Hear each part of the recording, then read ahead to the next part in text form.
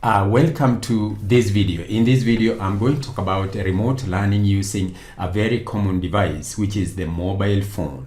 And I'm going to use some of the features that the mobile phone comes with. And this is the camera. So let's jump into it. But before we jump into it, why remote learning? There are many reasons why teachers may want to engage their students from a remote point. Due to one reason or another, the students may find themselves at home while the teachers are in school, or they may be at home. Both of them may be at home, but learning has to continue.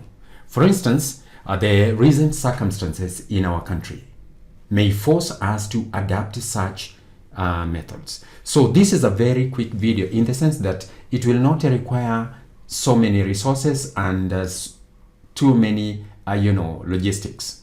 Very simple. Let's dive into it and see what are the various aspects of this. Number one, you want to provide the students with materials to learn, and then you want to give them some guidance, and probably you can even go to the next step and do some learning. So using your mobile phone, first of all, let's go to this document that I've created and requirements for the teacher. What does the teacher need? These are very simple things. You just need your mobile phone and internet connectivity.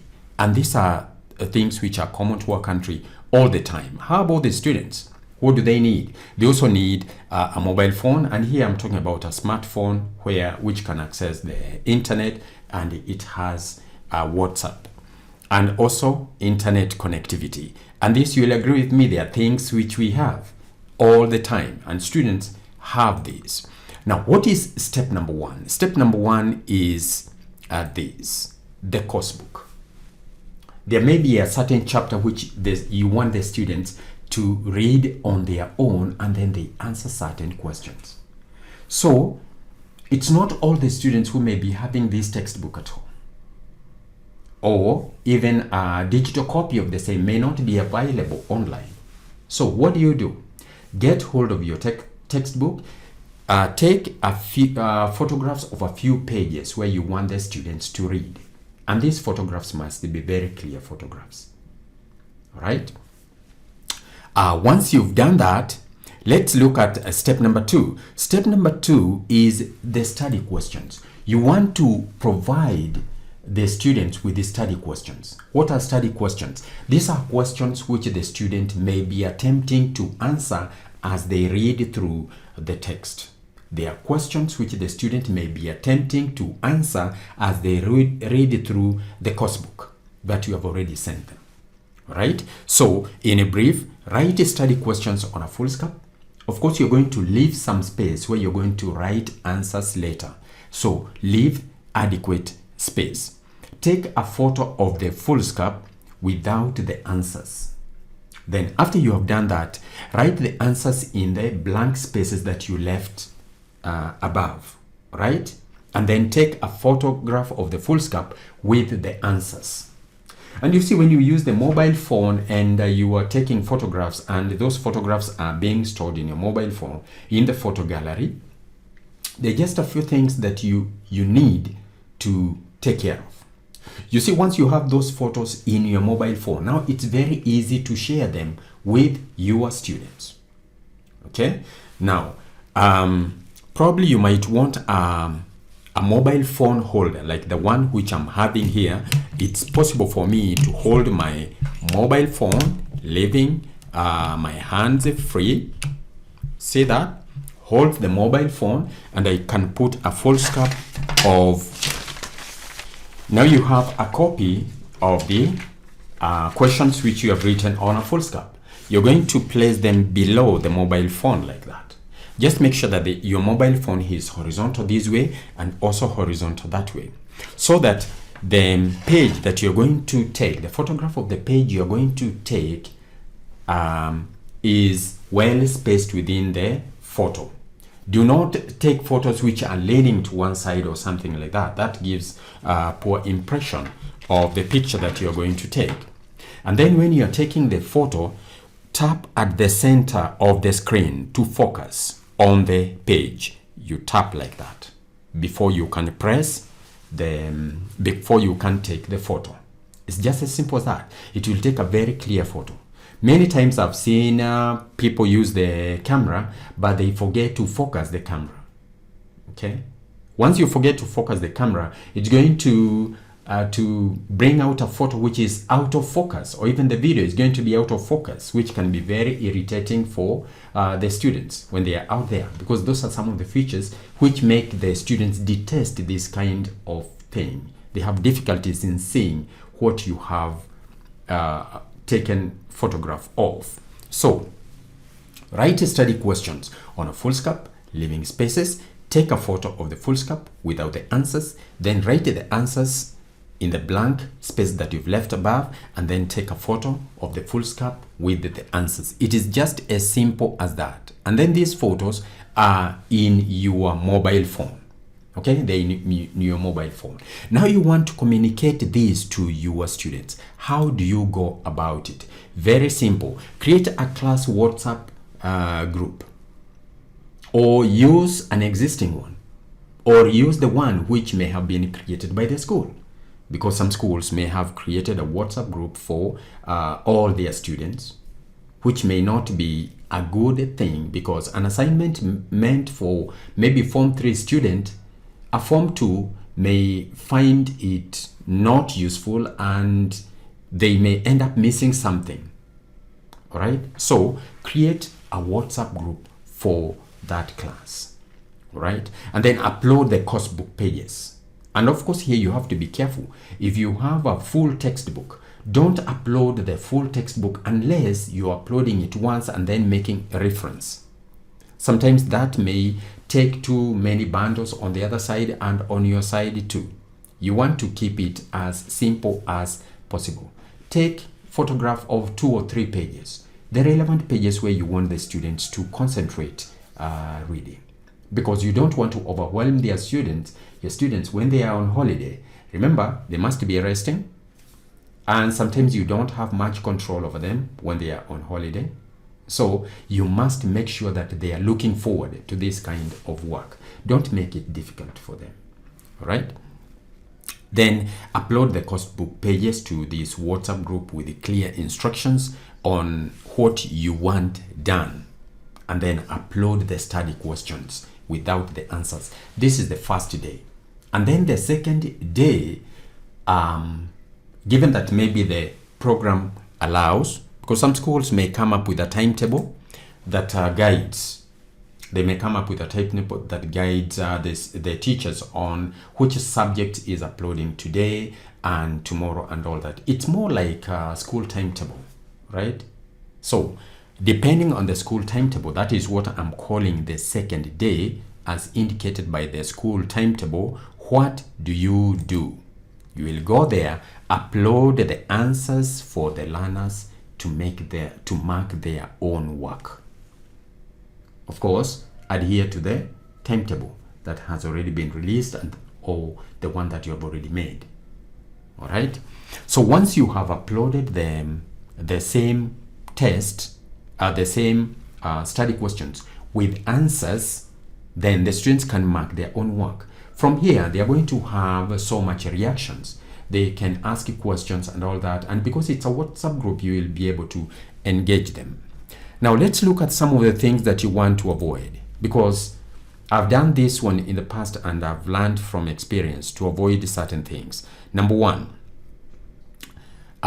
be careful not to overwhelm students with so much work when they are on holiday or at a remote point. Some students will just ignore that work when they become tired.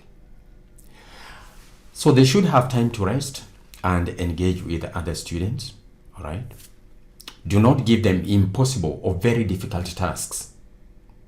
Make your tasks to be such that there are some initial questions which are very simple, and before they can see that this one is too simple, you bring an intermediate question, and then after that you're going to have advanced questions, which of course are more challenging.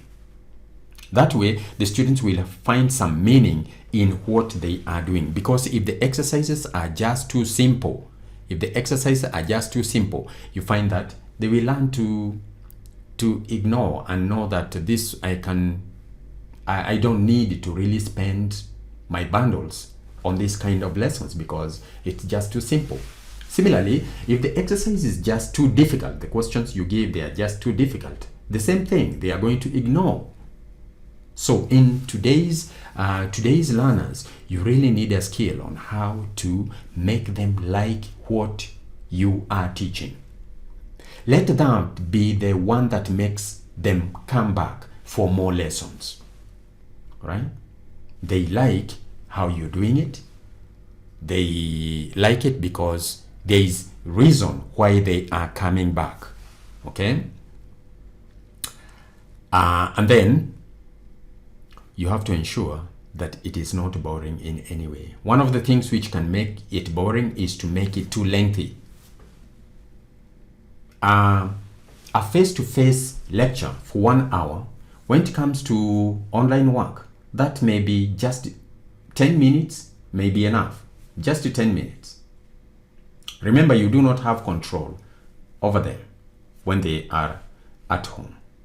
So ensure that you observe this. You make your work to be short enough in order to take care of their attention span. And this one mostly applies for videos.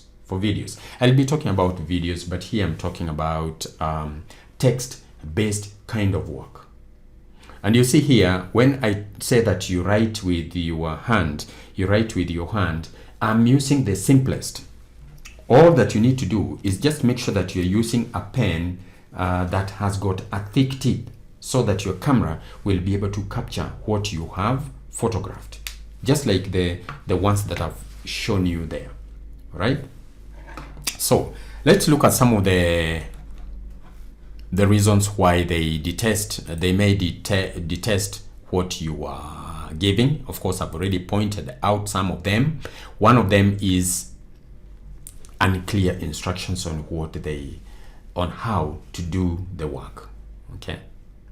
Unclear media, photographs which are taken which are out of focus. Don't just take your mobile phone, point to a page and then photograph that. Think about the other person who is going to watch this photograph. If it's not, the camera or your mobile phone must be horizontal and it must cover the whole page. Ensure that one is so important. Okay? Too much work given by the teacher. And sometimes teachers think that online work, they can just do it haphazardly. This is the time to be very careful on how you give the work and how you make up the follow-up. Although students are far away from you, there is more risk because they may ignore your work and you don't want them to ignore what you are teaching. So you've got to go out of your way and make sure that your lesson or whatever you're giving is as interesting as possible. That is a tool you can use when the students are out of class and they are at home. To control them becomes very difficult. So you have to be very creative. So lack of follow-up by the teachers. You should be ready to engage them in their groups when they get difficulties, or when you want to emphasize a point. Lack of clear goals on why they are doing this. Why am I learning this over the holiday? I should be resting. Or if the government says we have postponed the opening of schools for 1 week, why should I engage in learning? You must come up with a creative way in order to engage them. Let them know that some of the items you're covering online may appear in a test which you're likely to give when you resume, right? Let them know that when you mark their work online, that those marks are going to count at some point. Something to hook them to your lessons, but do not use any kind of threats. Maybe the farthest you can go is to just let them know that some of that work, whatever you're teaching, will appear in a test when you resume, right? But make use of this.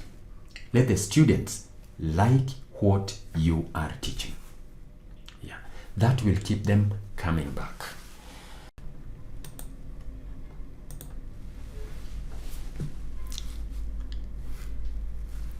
Otherwise, I hope this has been of use to you. Probably you have learned one or two things. If you want to engage me on any one of the things that I've talked about here, feel free to reach me on WhatsApp, and we are going to discuss whatever maybe challenges you are having. In the next one, I'm going to talk about using the mobile phone to make a video lecture. So don't miss that one. See you in the next lecture.